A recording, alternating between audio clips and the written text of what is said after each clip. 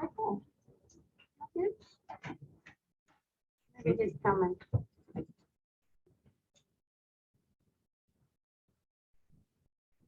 Okay, so we will go ahead and get started. Let me turn on the projection as well.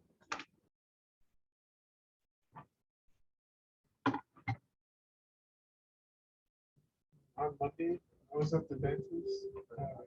Yeah. Feel better They now? they finally took it out, and I was still sore on Tuesday.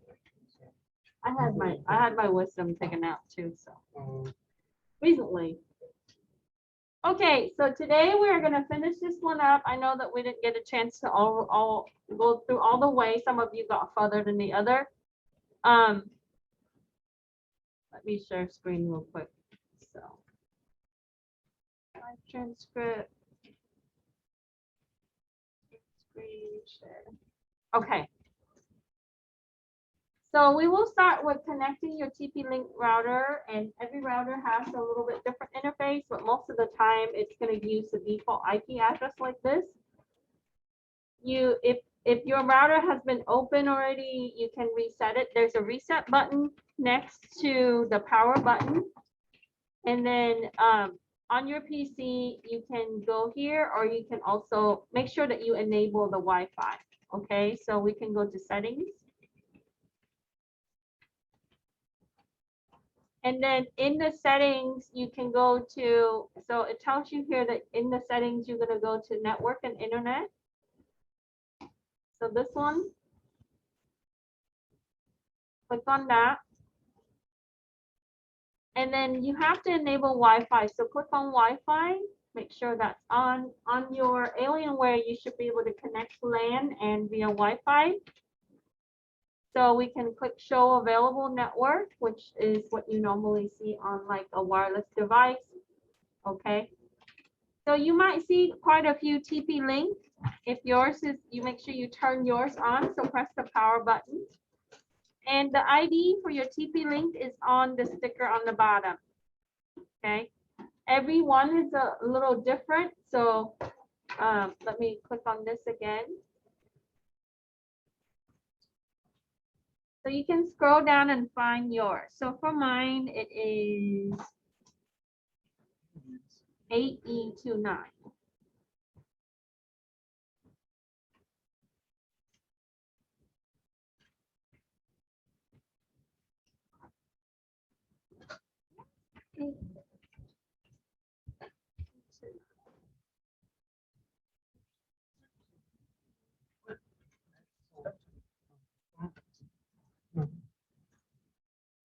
it's just the same thing here because then you can have your own feeling, or if you don't with that one. But If you want to work with him, you can, or you can use your own.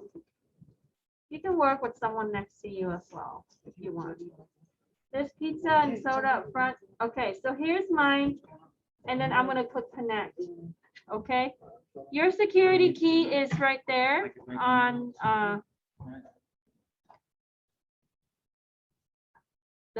the pin is on the sticker.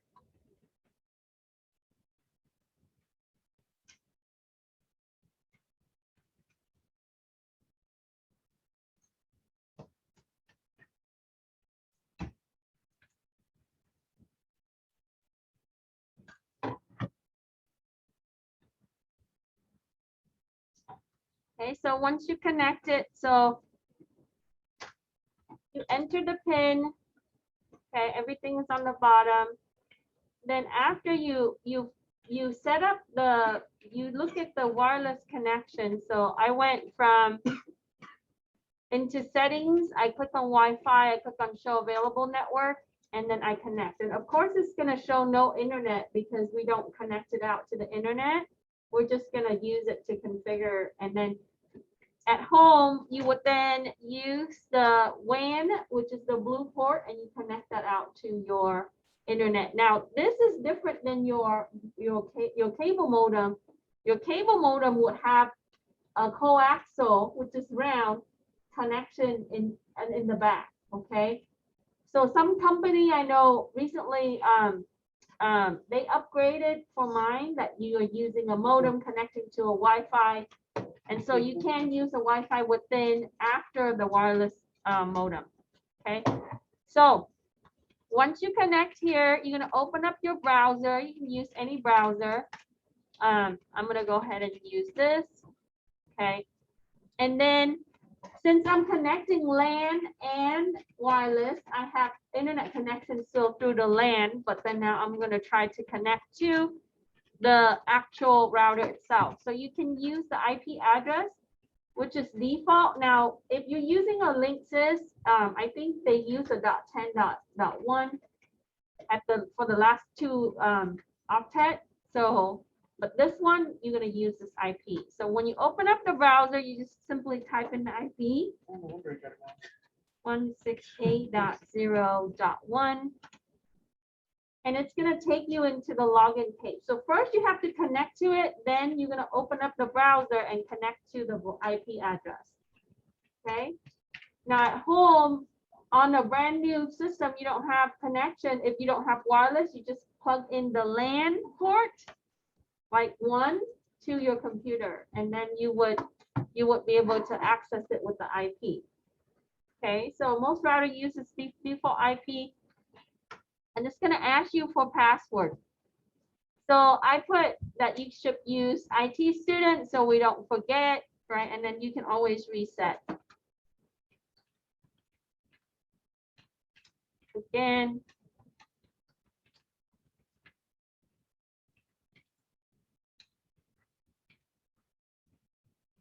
Once. I guess it wants a symbol, so you can put a symbol in there.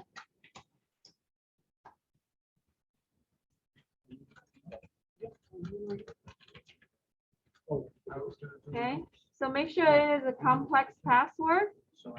So once you put in the password, you will click start, and it's gonna put you into the administration page, and we saw this before. So I'm here, I already set up my password, and then I would go start, and it's gonna take me there. On the left-hand side, you should be able to see various things here, right? You would see status. So we are gonna click next, okay? And then make sure that we select wireless router. We're gonna click next, okay? So that would be this step. And then this step, okay? And you are back. So at the beginning, if you are first using it, it's going to ask you to do a quick setup. So you're going to go next, and then make sure you select wireless router, which is the default selection, and then go next. Yep.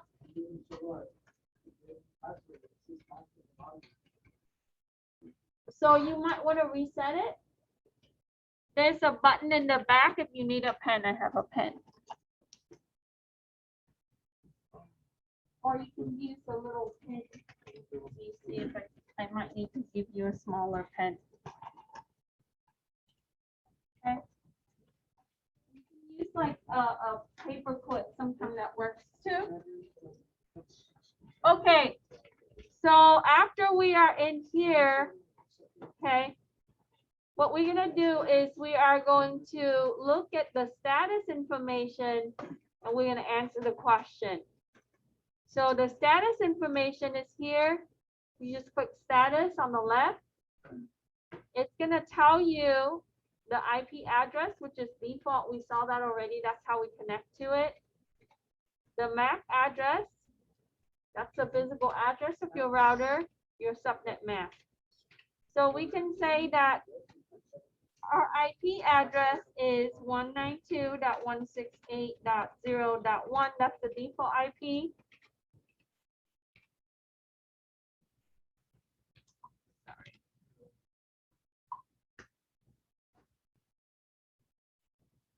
And then the subnet mask, this is the subnet mask. I think we touched on this before. This is like the zip code, right?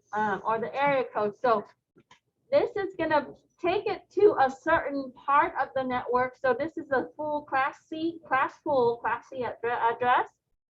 So that will be 255.255.255.0.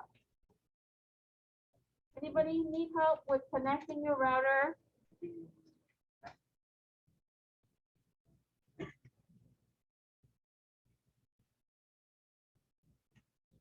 Okay, so after you wirelessly connect to it, you would open up the browser and type in 192.168.0.1. It's going to ask you to, if it shows the login, you can try IT student or you can reset it and then try it again. Okay.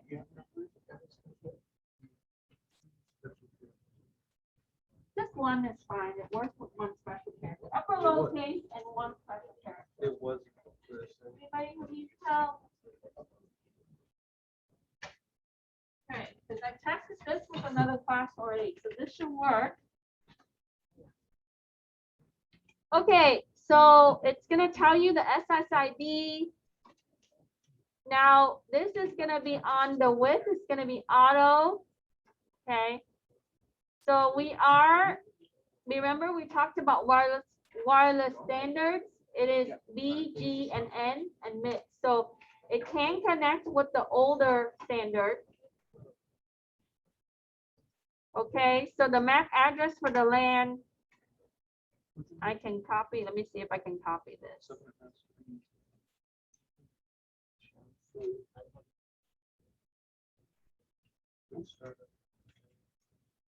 So you can right click and do Control C if you want to copy the MAC address.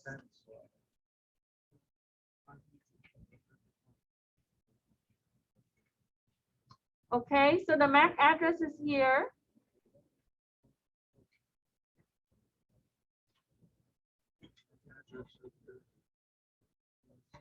And then it asks you which channel is it using, 2.4 or 5 gigs. So if most of your devices operates at 2.4 gigahertz, like your smart TV, some devices have 5 gigahertz. So now the higher the frequency, the shorter the distance. We talked about that before. So we want to make sure that this is an AC, so it's able to do both, right? So when you turn it on, you should see a 5G and a regular. A regular is 2.4 gigahertz. Okay, so it tells you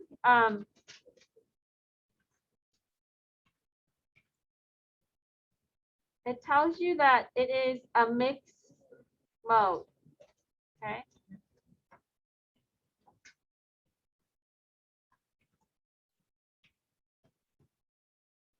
Any question? This one kind of reminds me of one I had at home, but mine's is like a little bit more point. Yeah, I also use it here. Okay, so what channel is used for the wireless? Once you check out the setup, hold on, let me see. Next.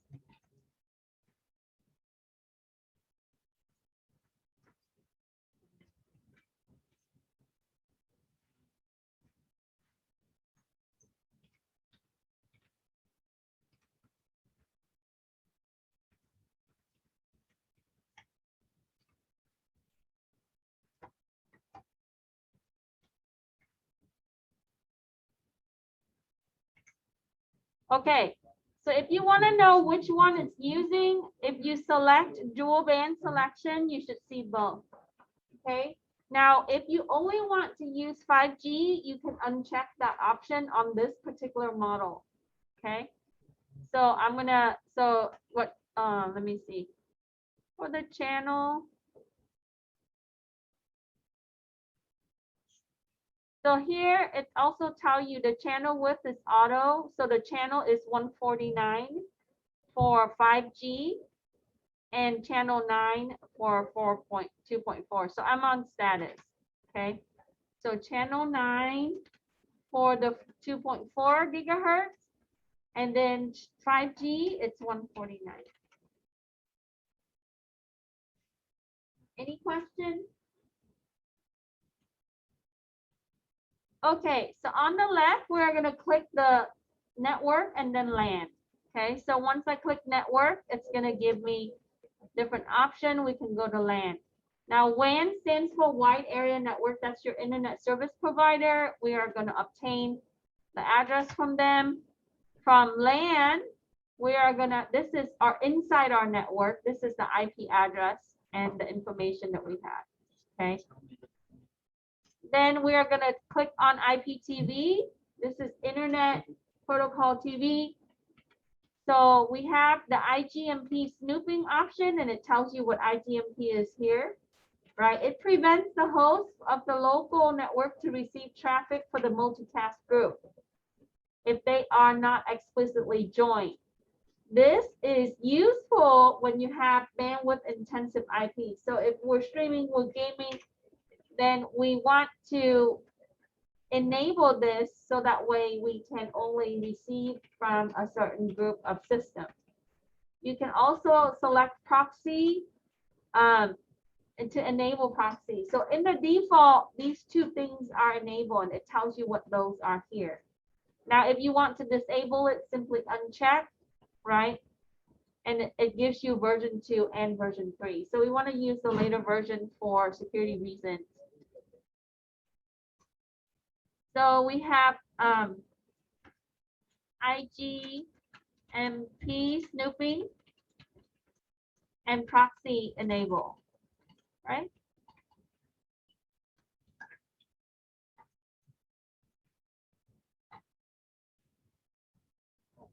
So the benefit of snooping for Igmp, it tells you here, it's used to prevent the host from the local network.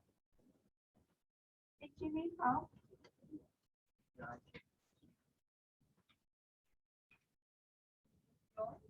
It's connected. Oh, just type in 192. Their own code, that's why I specified. Got 168. I agree, but it's not encoded. Nah. What is it? Okay.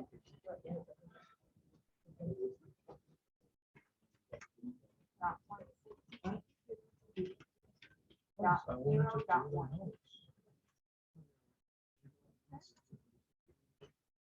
Yeah, I think you still have the .NET in the front. Another browser.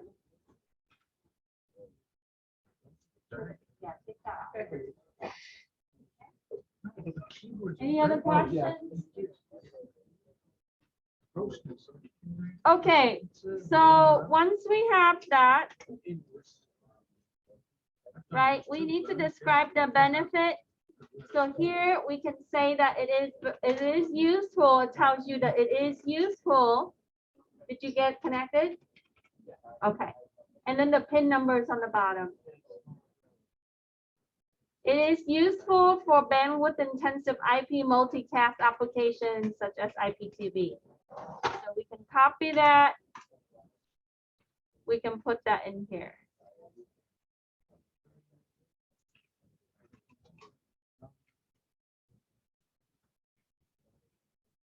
Okay. Then on the left, we're going to click on Mac clone, which is this one.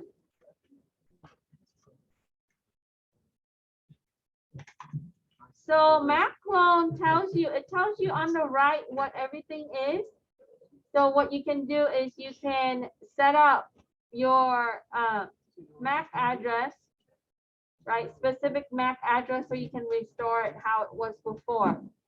If you click it, it's going to clone, so it's going to duplicate the WAN MAC address for the system, for the PC. Okay? So click on the clone MAC. So once you click this, right, you notice that it's identical now. Okay. So we are going to make the PC clone that to the WAN. So what changes, right? WAN MAC is the same as PC MAC address.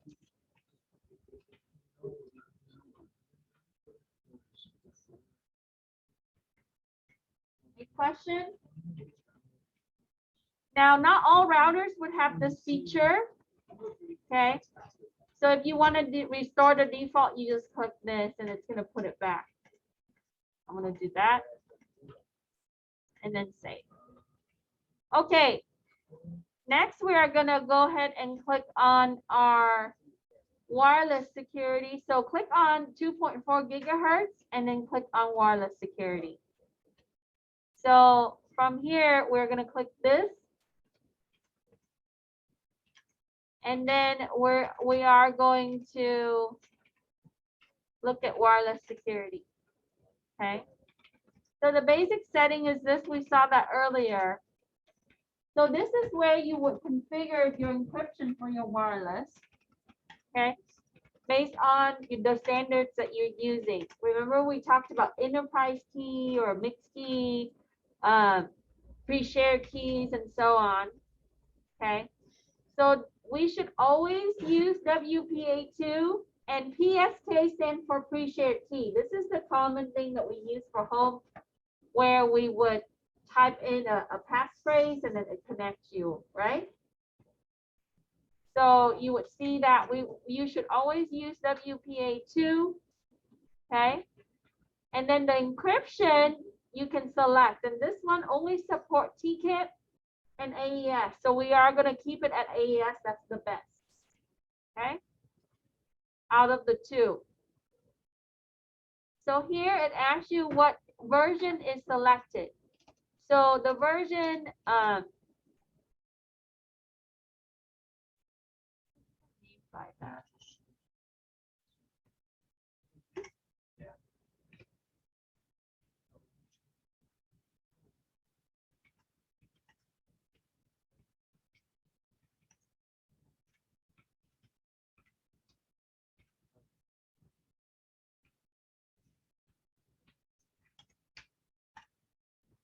okay. So we can say that we are using version WPA2 dash PSK. That's your pre-shared key.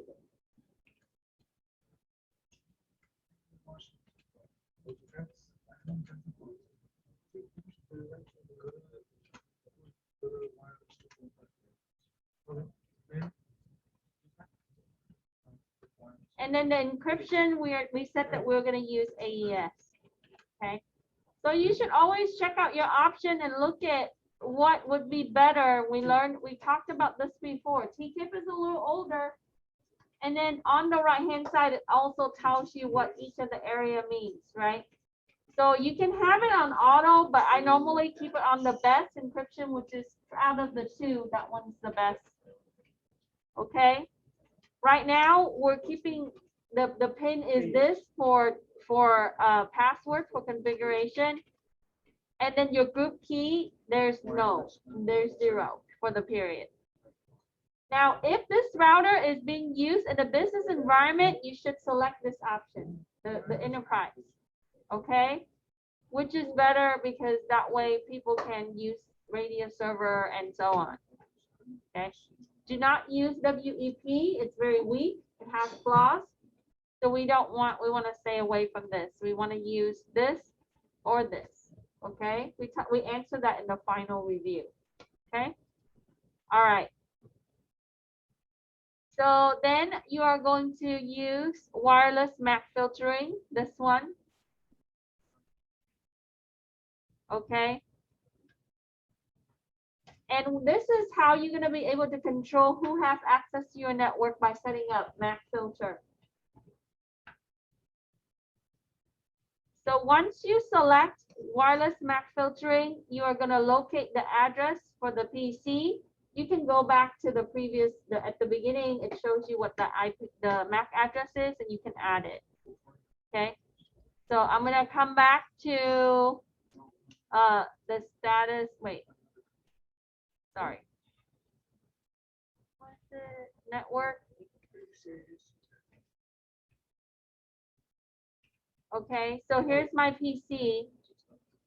That's under network and MAC clone. And then I can copy that. Then I can go back to my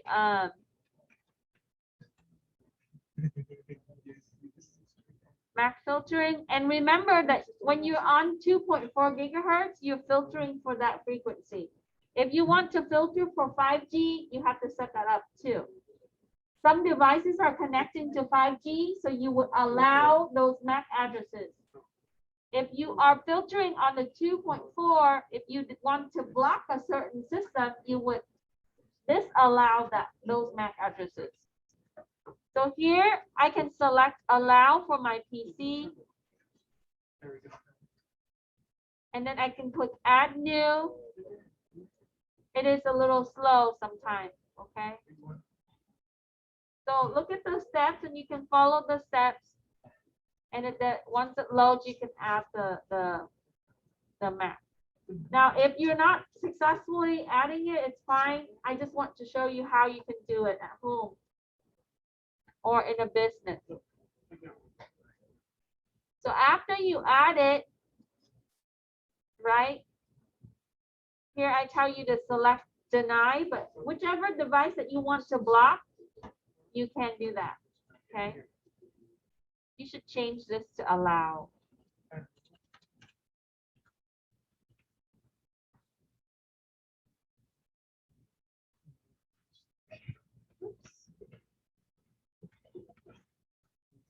Okay, so make sure we allow the PC for step 15, and then after that we would, I don't know, mine is not refreshing here. Hold on a second.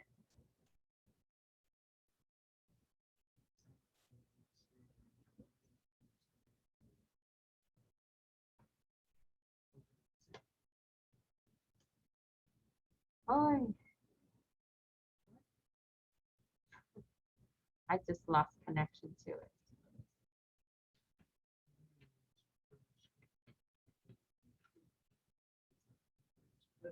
Yes.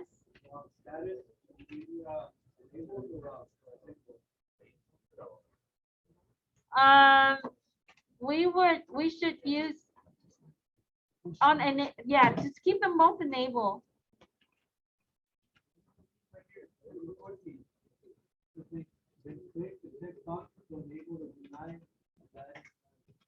Yeah, so for 14, you just go ahead and click new. Yeah.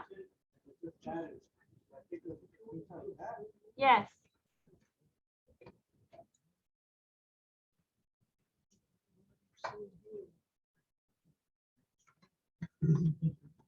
Yeah, it just took me out right now, so sorry.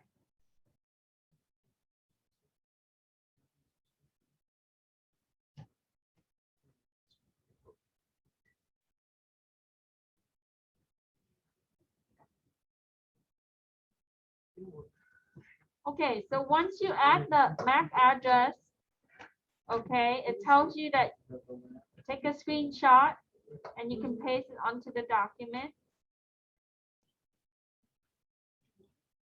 And you don't have to test it. That's okay, because you know it should allow you to connect. Then you are going to click on the wireless statistics tab, and then it should show you if there's any system that's connected. Okay, so some are better at the visual on this. Let me see if I'm connected. Okay, let me get back to it.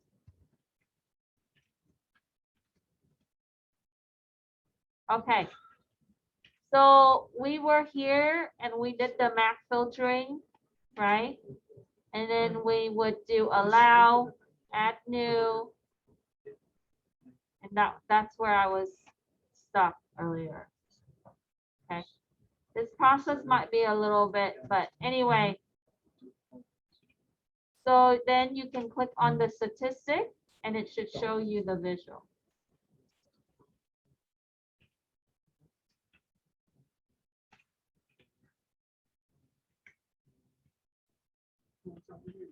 Okay, then you can answer this question once you identify the system that connected. So the whole point in this, what I'm showing you is you can allow a certain system and then you need to monitor who's connected to your wireless network. right? And if somebody is not there, you can actually disallow them. So if you know their MAC information, you can block them. Or if you set all the allowed system, if they're not in that list, MAC filter is not going to let them connect.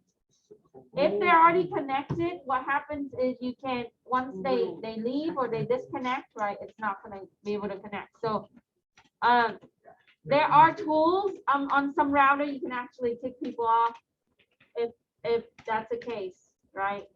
So it depends on the version or the model. Okay.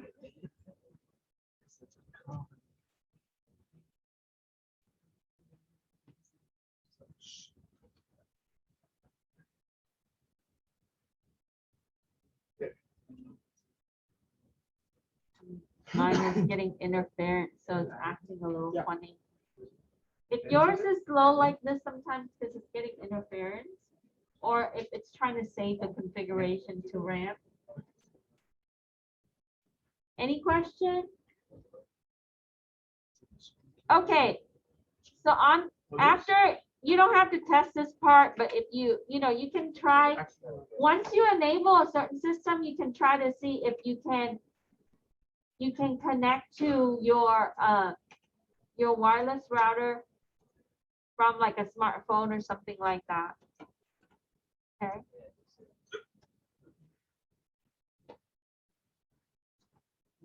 Oh.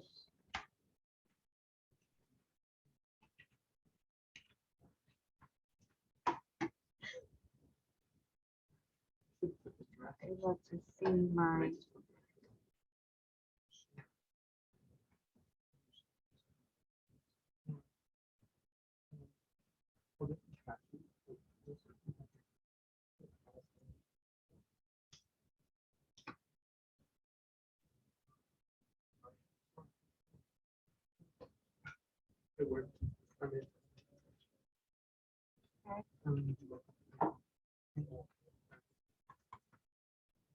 So you can see if your neighbor system can connect to it, if you block it, if so you can practice to do MAC filter, and then you should put that down on your resume, right? Configure wireless network to filter, to block, to allow and deny system by MAC address. That's what you put.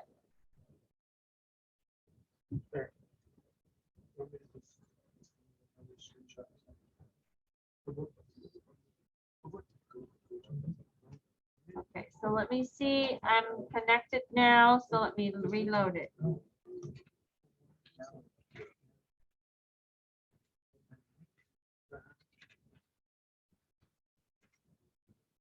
Oh.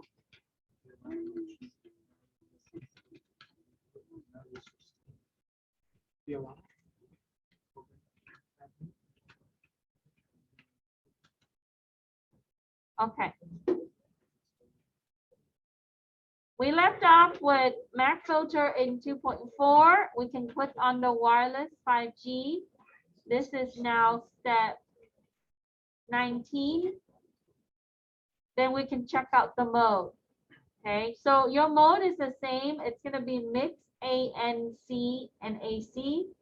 So it has backward compatibility with the older devices that are using 802.11n or or G or N. Okay, so we can say mix 11.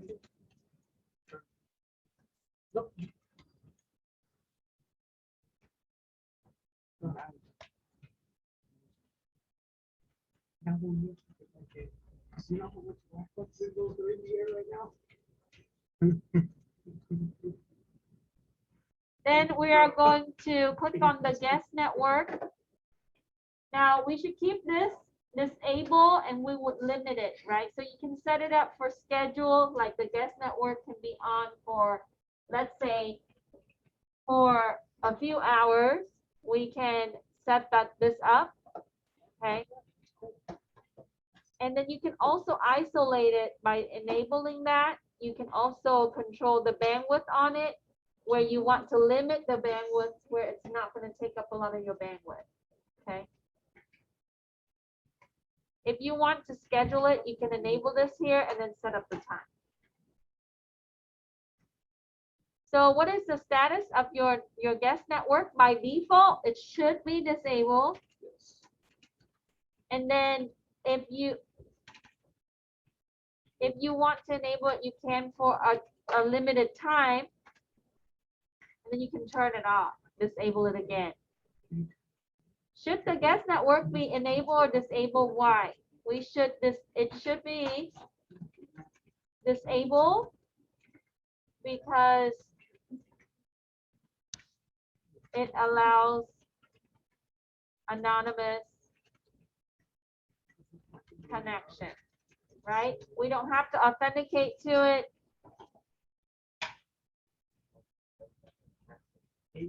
So on here, what we want is we want to keep it disabled. Now you can also set it up to be a certain name, okay? Like when you're visiting the public network, those sometimes they would also use the guest network to allow you to connect. Okay, how can you limit access to the guest? So we can set schedule for access.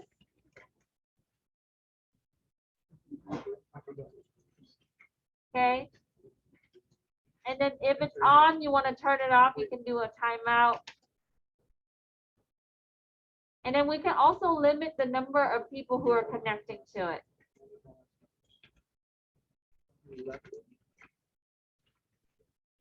We would limit the guest connections.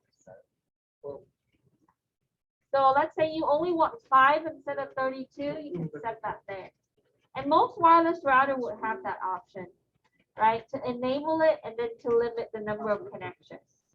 You don't want too many on there because you want to be able to monitor who's on it for security reasons, right? Any questions? Okay, so now we're going to look at the DHCP tab, dynamic host, control protocol. I have it typed backwards here. And what that is it is a service that we can use to give out IP addresses to the system that are in our network, right? When the system is connecting to your wireless router, you want it to give a LAN address or an IP address that's in your local area network. So here we can click on DHCP. So the range, it's going to start at 100 to 199, right? So we have about 100 systems that can be connected. Why can't I use the .1 here? Why can't I use 192.168.0.1 to start? Yeah, because your router is already using that.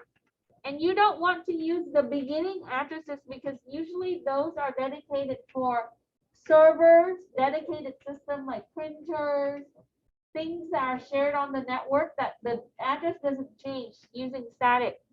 So you want to go further down so we can go from 100 to 200, right? Or 100 to 230 if you need more. We can have 125 connections, right, on the wireless. That's going to slow us down, but you can't. So you can have at least for a certain number of time. So this is 2 hours. So you can set it up where the IP is used for a certain limited time. So if you have a very large wireless network, you can reduce this, right, and then reuse the IP continuously, especially on a Class C address where it is limited to 254 systems. Okay. So when you use 192.168.0.x with a 255.255.255.0 subnet mask, you can give out 254 IP addresses, right? And we already used one for the router, so 253 for inside the network. So we can lease it for a certain number of time. The gateway is the router itself. and then we don't have a DNS server. Okay. So here we can, the range for the IP address for the lease, we can say that it is 100 to 199. That's your range. And then your default gateway is this. That's your router. How many clients are listed in the for the DHCP client?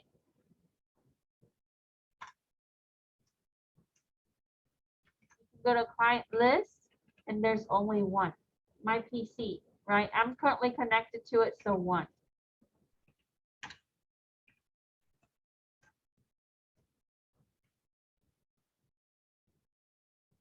So now we're gonna check out how to do port forward. So you're gonna click on forwarding. So if you're gaming, if you're trying to connect to certain servers, sometimes you have to, like especially on Xbox and things like that, you have to set up port forward. So here, what you can do is you can do an add new, and then you can put in where you're gonna forward it to. So what that does is going to tell you here on how you can set up connection to specific server. Okay. So we are going to go ahead and click add new. The service port, we're going to use the DNS service port. The IP address, we are going to use 192.168.0.2. So the next IP up, we cannot reuse the default gateway. Okay. Then you're gonna leave the internal port empty. We're gonna put TCP or UDP. So we're gonna click. So if you want handshake and integrity in the connection, you're gonna have TCP. Now some services, especially gaming services, you only need UDP.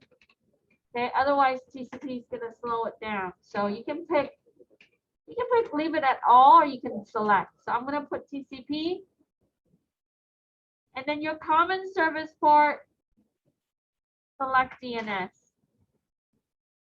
and DNS uses port 53. So if you want to set up a DNS server at home, right, you need to set up the port forward for the DNS. And then after that, you can connect your DNS to a web server, and that's how you can host web server from home. Okay? But you need to also port forward for your web. Then you can save. Then on the left, we're going to do port trigger. And if you don't know what port trigger is, it tells you that here.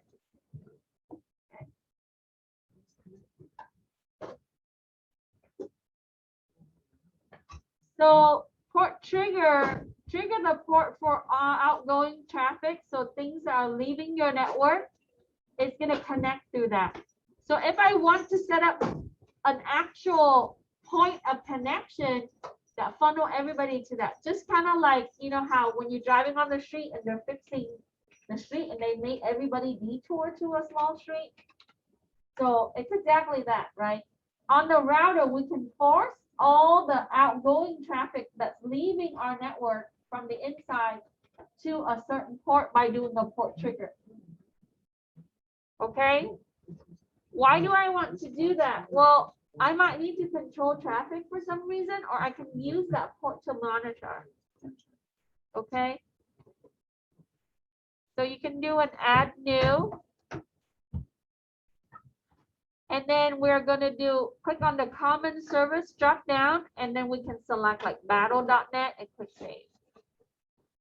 Okay. So here, oh, they took that. Oh yeah, it's there. Battle.net. Okay. And so that means that when I'm if my traffic on my computer, right, it's gonna connect to this port number 6112 for battle.net. Okay, then I can click save. You don't have to save, but I want to show you how you can do that. So then for the open port, we would see that that port that's open for this particular trigger is going to be 6112. So we can answer that.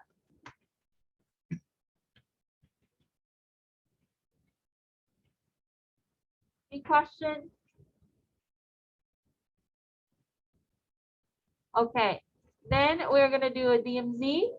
So the militarized zone is an area between secured, right, network and non-secured network, right? It's a way that we can set up, it's the DMZ, this zone is used for a lot of things that are public facing.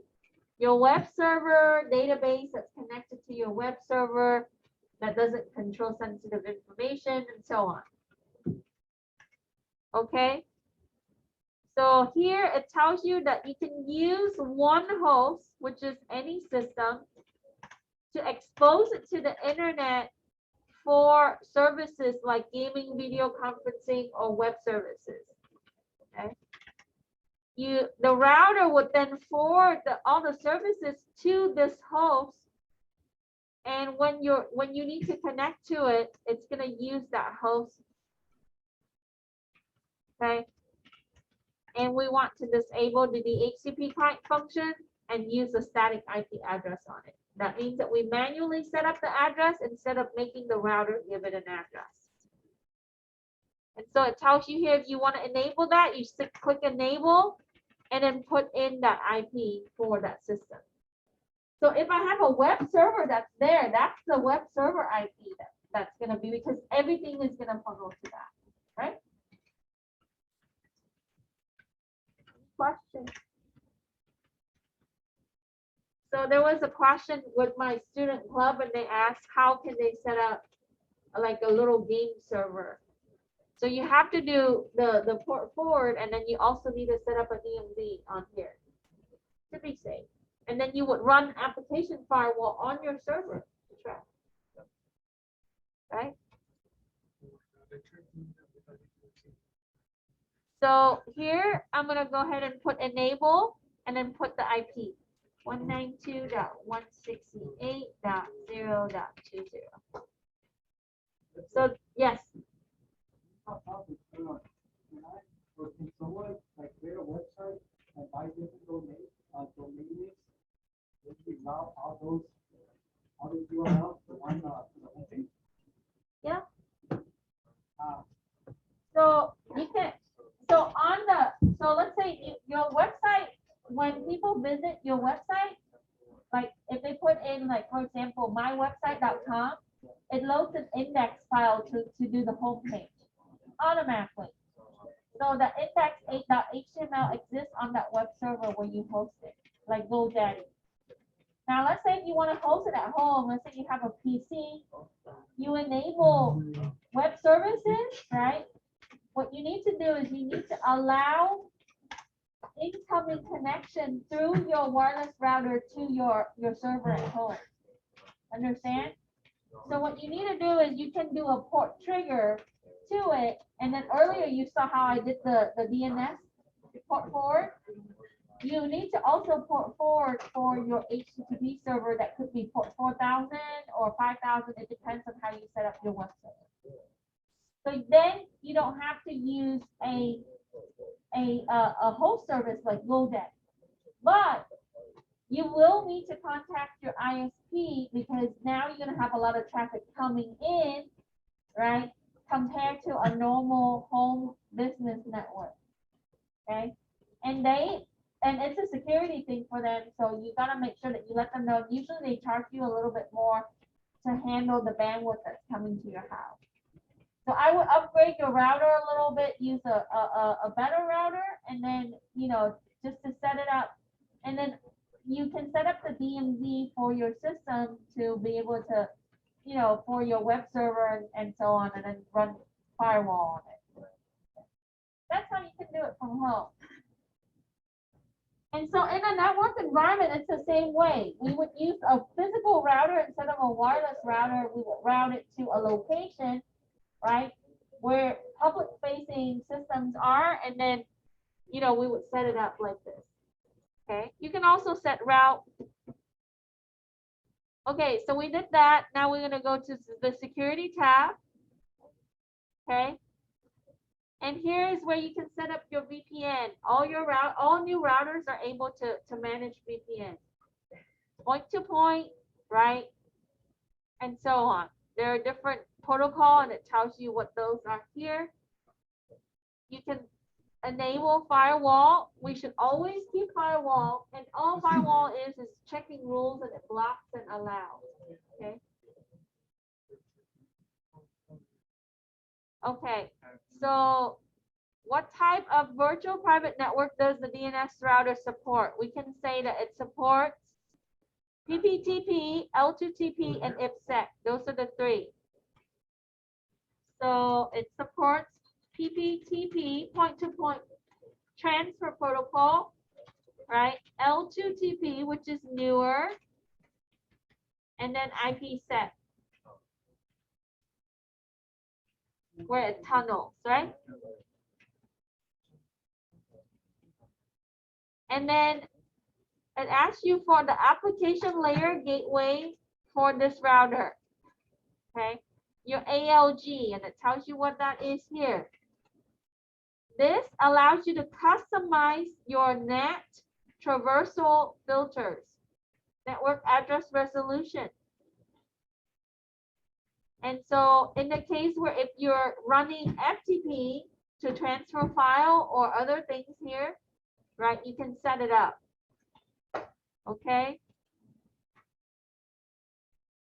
So we can say FTP, TFTP, H323, SIP, and RSTSP. Okay.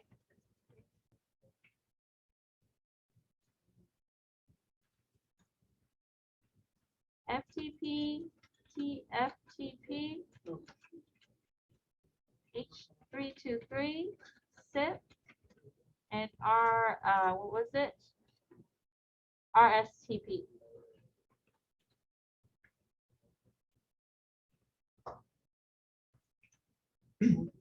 Any questions? Now, how do we select, right? You need to take a look at which protocol would be more secure. FTP is not secure, right? Should I use TFTP? FTP is used for transfer file. You do see some businesses still use file transfer servers, right? Like FTP servers. Mozilla is one of them. They do that publicly for anonymous, and also you can use anonymous user account to download, but most of them now requires authentication using secure FTP. So you have to take a look at which one is better, right? And then be able to support it. Okay, advanced security tab here. Okay, we already talked about denial of service. So when your router has this capability, so if you enable this, so if it sees, right, a lot of like traffic that's the same or some kind of amplification, it's gonna block it. Okay, that is just heuristic rule that you can. So when you check this, that's what it's doing. Okay, and then you can also block Smurf attack, which is ping attack, like SEMP. You know that's ping. We talked about that. UDP flood attack, TCP SYN flood attack. We talked about these attacks already. And then it gives you some details here. Okay, you can set threshold to where you want, like, you know, if it's more than 50, it's gonna block. If it's more than 10, it's gonna block. Like if I get more than 10 ping, I can block it, right? So you can set threshold here. So if I do this, right, I don't want more than 10 packets to be passed through from a source, then I just put the value 10, right? The default is 50. 50 is quite a bit, but you know, sometimes we need to ping system consistently to kind of see it. Windows use at least 4 packets per ping. So That's how you can set that up there. Yes, I don't know if I read this, the textbook or it somewhere else. I didn't really fully understand it. You think about packets, like sending big packets. Yeah, you can stuff packets. There are, Scapy does that. Yeah, it requires a little bit of, you know, you can use its command line interface, but you have to, you can modify the script in the, and stuff the packets for, you know, so yeah, you can reroute people, you can do a lot of things through packets. Packets is a way that system can communicate through packets. When you visit the internet, you're using packets. So are the packets sending the information? Yes, it would have, think of it like a piece of mail. It would have where it's coming from, where it's going to, some data content, some stuff is encrypted, it has, some stuff is in plain text, depending on the protocol you're using. Okay? Yeah, I think I covered Scapy in my Python network class, and then I touched a little bit of it on the security class. Okay, so you can check those options and then click save. We can go to advanced routing. And here on this one, on the advanced routing, you can add like specific route for, you know, like, so for example, it's like this. It's kind of like you have 5 ways to go to school, right? You can go on the freeway. You can turn on a certain street like Paris.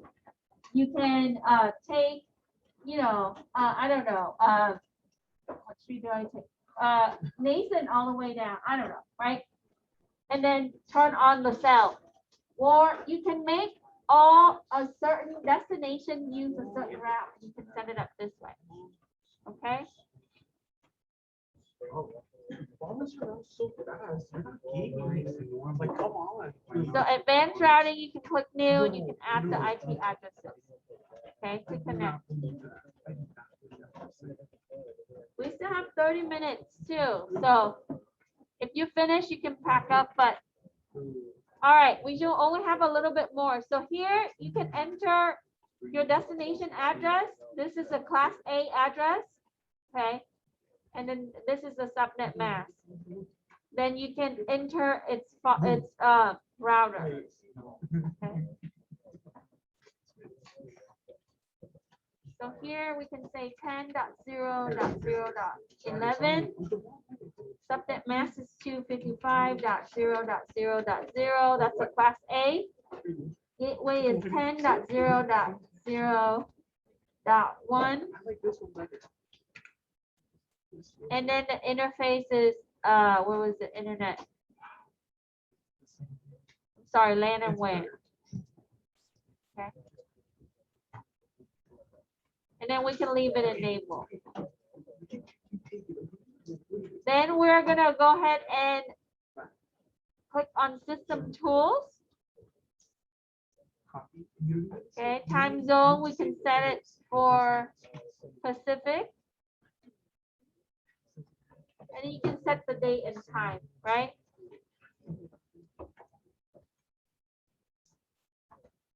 And then lastly, we are going to do Syslog.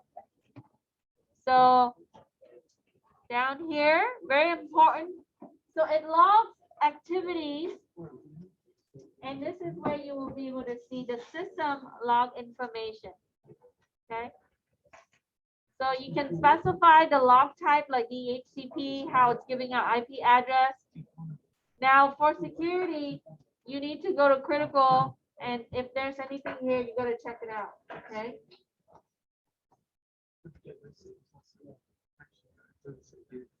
And if you have to save logs elsewhere, because logs sometimes overwrite old logs.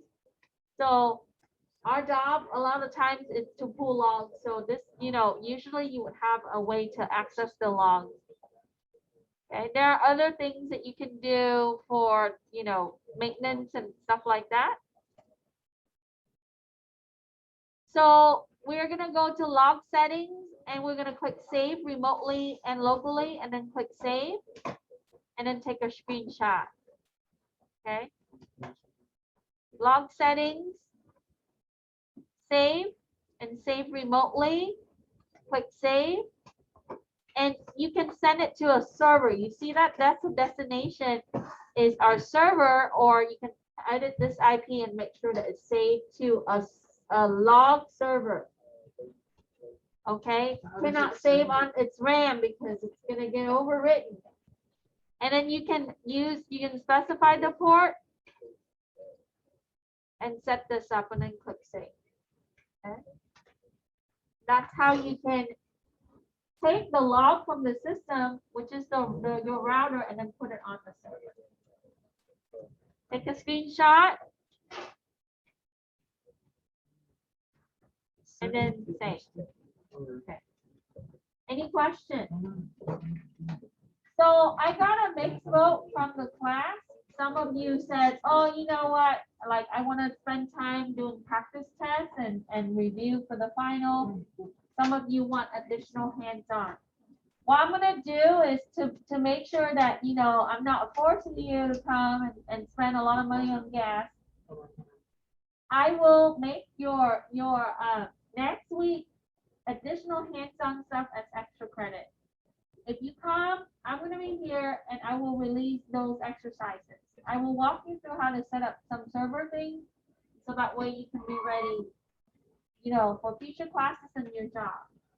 If you don't want to come, that's fine, right? I'm not going to require it. So I will give you extra points for being here and doing it. It's for your benefit. Okay? But I will be here on campus Monday and Wednesday in this room at this time if you want to do some work. If you don't, that's okay. I understand. Yeah, they're just hands on like this. Okay. So I wanted to show you how you can set up your certificate on Windows Server, which is, we haven't done that yet. But if you wish to be here, and then, you know, on Wednesday we would do another. So for week 13, that's what I'm planning. And then we'll see how the turnout will be. If that's well, then we can also do a week 14, but I will give you 15 off to get ready for your class to finish. But please take some pizza and soda. And if I don't see you, right, I hope to see you in future classes, and it's been fun and you made it, and, you know, keep in touch with me, send me your resume, or take CIS200 if you want to work in the fall. But if you want to work by June or July, send me your resume. I'll take a look at it. Acorn is opening 2 positions, and we have a few more other people that's hiring. But you have to pass the assessment in order to start working. So, but it starts with resume and cover letter. And make sure you register for apprenticeship. Yes. Also, Acorn just got bought out by he came from Microsoft. So him and another guy bought out Acorn. So they're gonna expand our roles to help desk.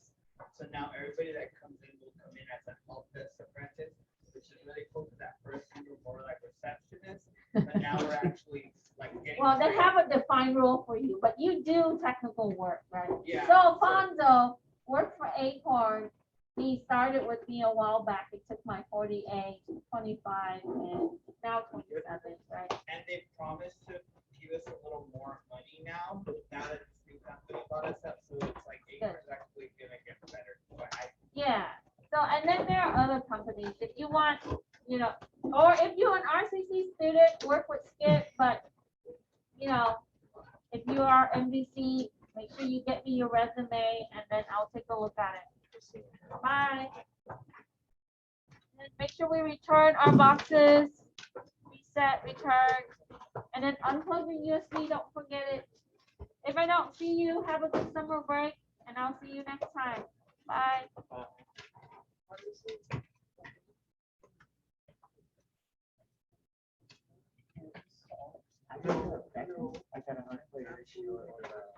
Yeah, so screenshot it like that, and then send it to me, okay? Yeah, via email campus. Yeah. That way I can update it. Yeah, Practice Lab also got bought out by some people, and they have not been maintaining it. Well, I just got tests out like a few days ago, so unfortunately it's the end of the class. Hi, you're welcome. I sent you the resume. Yeah, I saw. Thank you. I'll look at it. I'll let you know. Appreciate it. Uh-huh.